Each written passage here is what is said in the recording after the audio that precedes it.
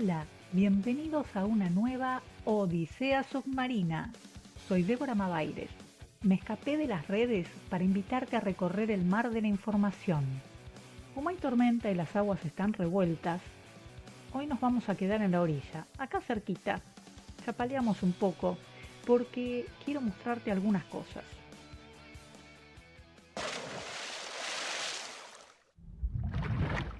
En una suerte de pacto tácito entre las fuerzas políticas, suelen darse 100 días a cada gobernante que asume para que conforme su gabinete, verifique qué encontró, se organice el gobierno y empiece a poner en marcha su propia gestión. Viene de la época de María Castaña, cuando no había internet ni teléfonos celulares, y siguen con la misma cantinela de marcar como hito los 100 días. Los gobiernos neoliberales, sabiendo que cuentan con este periodo de gracia, aprovechan para meter todo el andamiaje legal que usarán durante su mandato. Macri, por ejemplo, en esos 100 días, derogó leyes y nombró jueces por decreto, algo que obviamente está prohibido por la Constitución, pero cuando vas a hambrear a la gente algo que ya es inconstitucional, aunque nunca metieron preso a nadie por eso, ¿para qué vas a cumplir otras cosas, no es cierto? En este segundo gobierno del contubernio macrista peronismo renovador, fueron a recuperar el tiempo que perdieron con Alberto Fernández, que había legitimado todo lo actuado por ellos, pero tampoco les pudo dar lo que pedían. Ahora llegaron el primer día con un decreto de necesidad y urgencia, decreto que no escribieron ellos, claro está, lo trajo redactado el gran estafador del pueblo, Federico Sturzenegger, desde el norte. Decreto que a pesar de su inconstitucionalidad lleva 4 meses de discusión entre oficialistas y opositores, dejando en evidencia que no había ninguna urgencia. En él vuelven a derogar leyes por decreto, se arrogan facultades legislativas, destruyen la industria nacional, el sistema bancario, las obras sociales, los convenios colectivos de trabajo, el sistema judicial. En definitiva, una reforma constitucional encubierta. Una verdadera estafa a las instituciones, pero como los jueces los pusieron ellos, la Corte sigue mirando para otro lado. Esta es apenas una enunciación del desastre organizado que prepararon todos juntos. Pero no es posible llamar gobierno a esta fuerza de ocupación. Estamos bajo asedio neocolonial globalista. Y como en toda invasión, se apoderaron de los medios de manipulación masiva y también buscan destruir la agencia TELAM, la única agencia de noticias nacional, porque así se aseguran de que cualquier gobierno futuro no tenga comunicación propia sin pasar por un privado. Y como la Constitución dice que el Estado debe publicitar sus actos de gobierno, el negocio de la pauta está asegurado. Pero, ¿cuánto nos costará el minuto publicitario cuando el Estado solo pueda contratar medios privados? Fácil, lo que los dueños de los medios quieran. La pauta oficial hoy es distribuida por un sujeto deleznable que dice que vos te tenés que acostumbrar a comer una vez por día, mientras tanto le llena las faltriqueras a los relatores del régimen. Estos serán la voz que taladrará cerebros y lobotomizará a gran parte de la población. Son los que te convencerán de que todo lo actuado es por tu bien. Eliminar al enemigo es la consigna en toda guerra. Y aunque vociferen contra alguna fuerza política, el enemigo para estas corporaciones multinacionales ocupacionistas es el pueblo argentino. En 100 días liberaron las fuerzas del mercado para que destruyan nuestros ingresos a través de la inflación. La recesión generada es tan brutal que el distrito más rico de la Argentina, la capital federal, pasó a tener una recolección de 5 toneladas de basura diarias, cuando hace 3 meses tenía 12 toneladas de basura diarias. Todos vimos reducida nuestra capacidad de consumo, y los que ya estaban bajo la línea de pobreza ahora son indigentes. La calidad nutricional de los alimentos que se pueden comprar requieren de un sesudo análisis si tenés la posibilidad de pensar en eso. Si tenés que elegir entre comprar hamburguesas o churrasquitos, seguramente ganaste en calidad y ahorraste al comprar los churrascos. pero si tenés que elegir entre comprar un cuarto kilo de churrascos o un paquete de fideos para que pueda comer toda tu familia, a tus hijos les faltarán proteínas.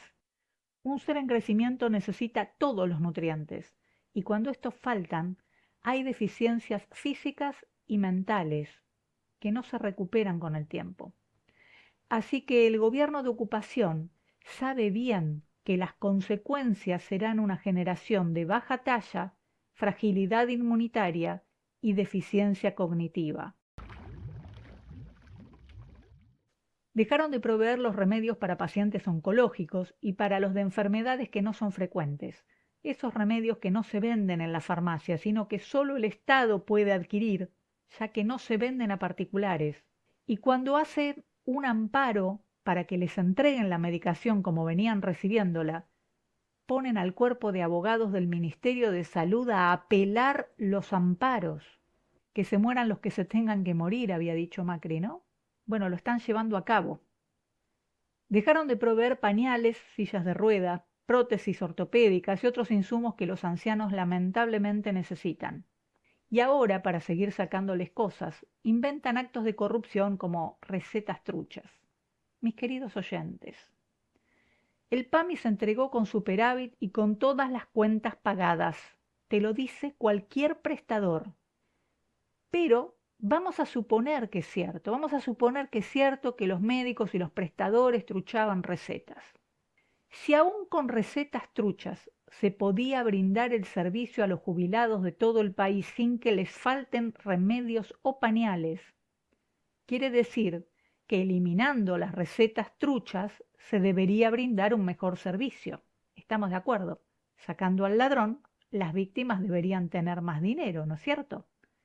Pero sacarle los remedios o los pañales a las víctimas de la corrupción es un acto indigno, oprobioso, que además no evita la supuesta corrupción de los médicos y prestadores.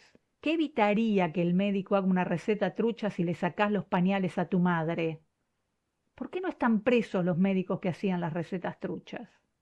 ¿Dónde están las denuncias penales contra las prestadoras? Los funcionarios públicos tienen la obligación de hacer esas denuncias. ¿Dónde están?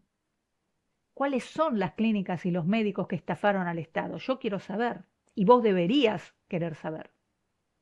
Esto es lo que tendríamos que estar discutiendo, y no avalar el despojo a los ancianos, que ya bastante tienen con cobrar una jubilación miserable que apenas cubre un sexto de la canasta básica.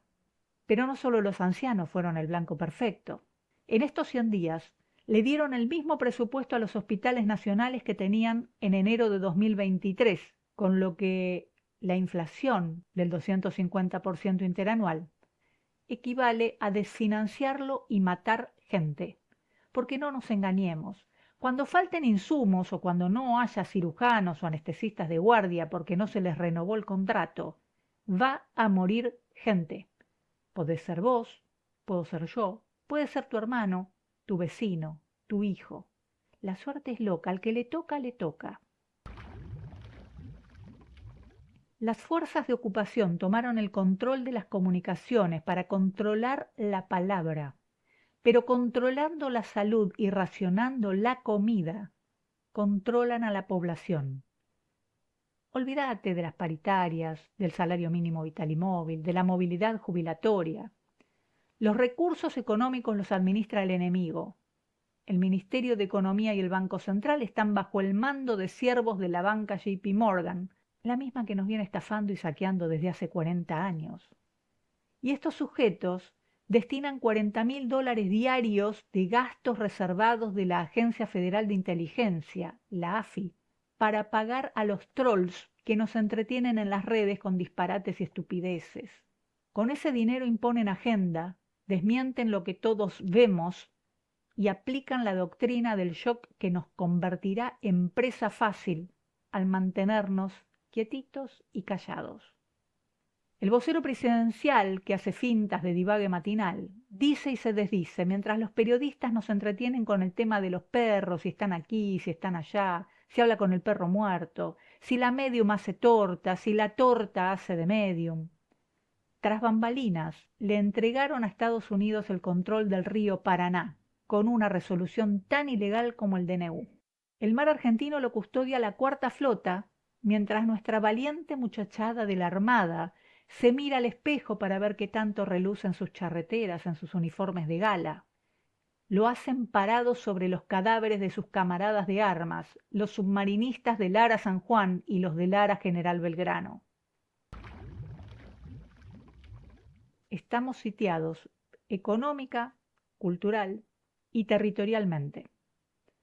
Algunos esperan que yo haga un análisis político de los 100 días de esta ocupación, al que llaman gobierno.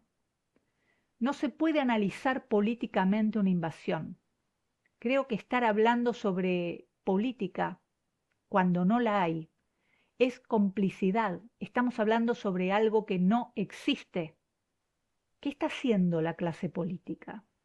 La izquierda marcha, ocupa la calle, muestra presencia, pero no tiene cargos electivos suficientes para hacerse notar institucionalmente. El radicalismo es socio y no tiene vergüenza de mostrarlo. El Partido Justicialista, que se debería suponer opositor, recién se reúne el 22 de marzo para ver si le dan licencia a su presidente, Alberto Fernández, el socio de este gobierno de ocupación. En la era de la Internet se tomaron 4 meses para ver si se reúnen.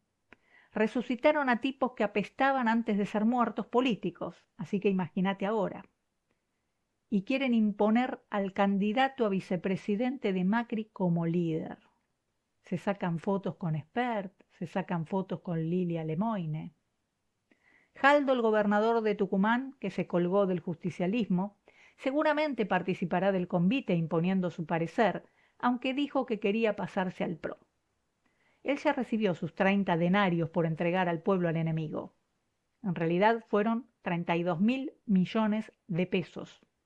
Los gobernadores en general mantienen silencio sobre si irán o no a Tucumán el 25 de mayo a firmar la rendición incondicional. Todos están midiendo al otro, tanteando la billetera del poder que les dice en la cara que los va a orinar cuando vayan a la Casa Rosada. Y van.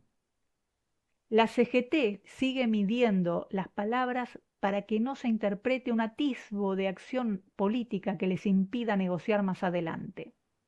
El gesto de participar de la marcha del 24 de marzo puede ser interpretado como empezar a ganar la calle organizadamente o sumarse a una marcha que será como siempre multitudinaria para ganar tiempo. Siempre a dos aguas. Los despidos que se están produciendo en diferentes áreas del Estado y de la actividad privada sin que levanten la voz parecen indicar que la segunda opción es la más probable. Entiendo que hay quienes disfrutan de la rosca, los contertulios y toda esta cosa de hablar y hablar y hablar sin decir nada, de las especulaciones políticas. No es mi caso. No solo no lo disfruto, sino que me fastidia. Porque cuando el hambre arrecia, cuando ves a tu pueblo con la mirada perdida en el bondi o con la cabeza gacha mientras camina, cuando empezás a sentir el olor del miedo en la piel, cuando ves a una abuela comprando una manzana en la verdulería o a una madre dejando parte de la mercadería en la caja del supermercado porque no le alcanza la plata, y ves que los domingos dejaron de oler asado hace rato, y sabés que ahora vienen por el espinazo que compraste para el guiso, cuando los que te acusan de polentero cobran millones para decirte que vos tenés que comer una vez al día, se me enciende la furia, el odio, el desprecio. Y entiendo que es una cuestión mía, que por supuesto no considero hacerla extensiva al resto. Pero me molestan las frases huecas, las notas de ocasión, el relleno mediático, el ruido, la genuflexión ambidiestra. Me irritan profundamente porque no hay tiempo para estupideces ni para farsa con los que te prometen venir a matarte. Nos están arrasando ahora y para siempre. Nos estamos quedando sin industrias, sin producción frutihortícola, sin acceso a la energía, sin recursos marítimos, sin salida al mar desde el Paraná y bueno, ni hablar de las islas, la Antártida y el Atlántico Sur. La destrucción de las áreas científicas tiene una razón. No es que le molesten los becarios del CONICET. es para que en el futuro la Argentina dependa de la tecnología y la ciencia extranjera. Les vas a tener que pagar a los extranjeros para poder tener algún remedio, algún adelanto científico, para poder vivir.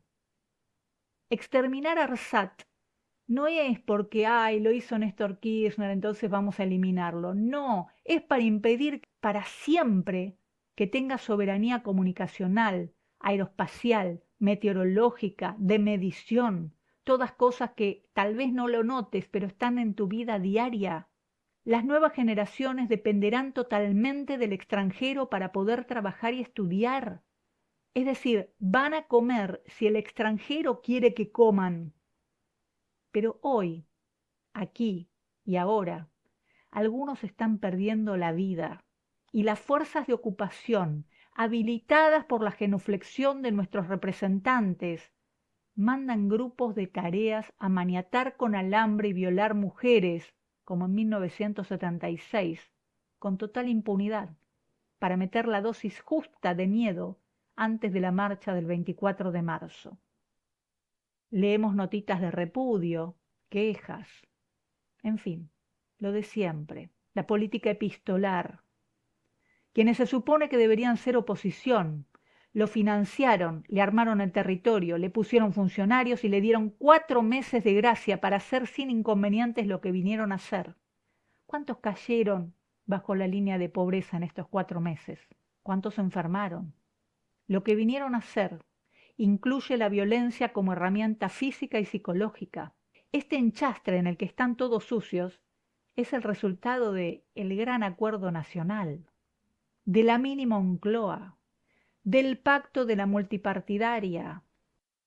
Estos 100 días son la demostración fehaciente de que la partidocracia transó con el enemigo hace rato y nos condujo al matadero.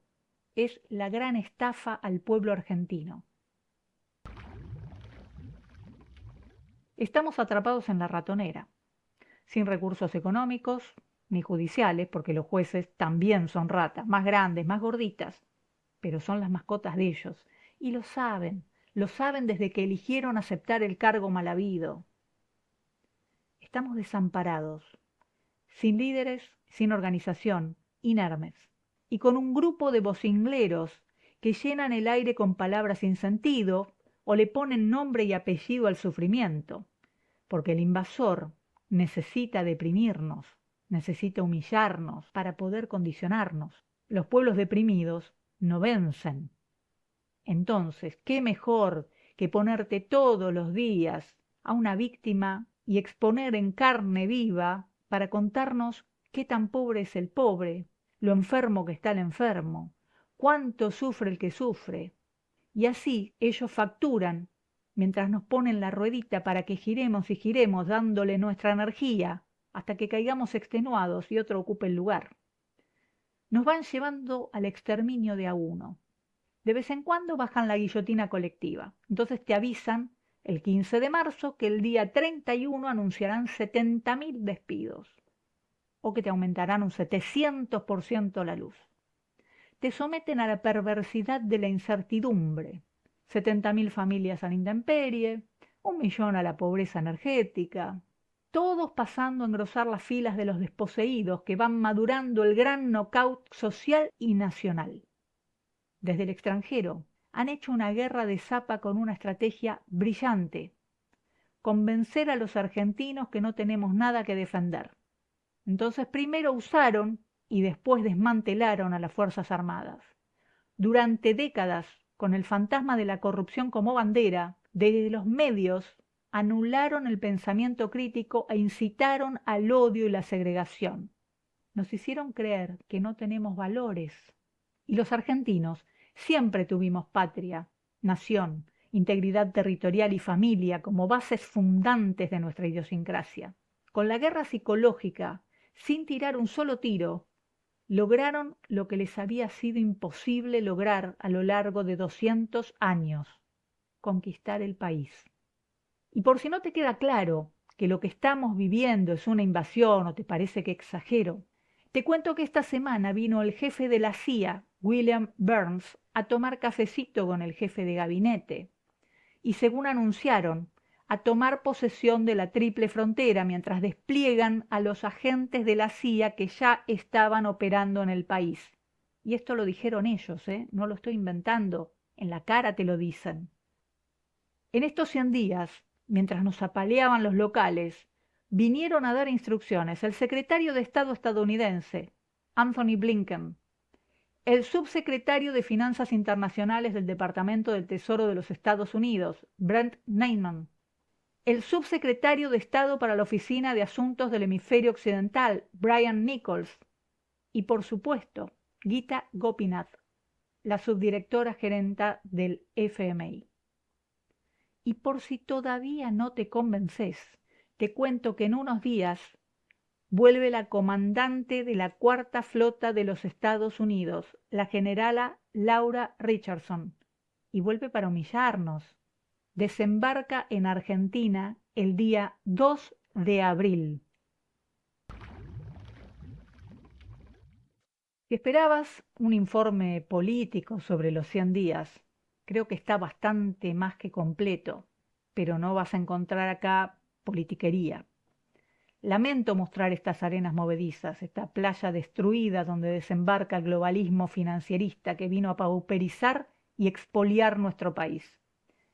Pero si no conoces al enemigo, vas a ser el bocado perfecto de la fiera que acecha.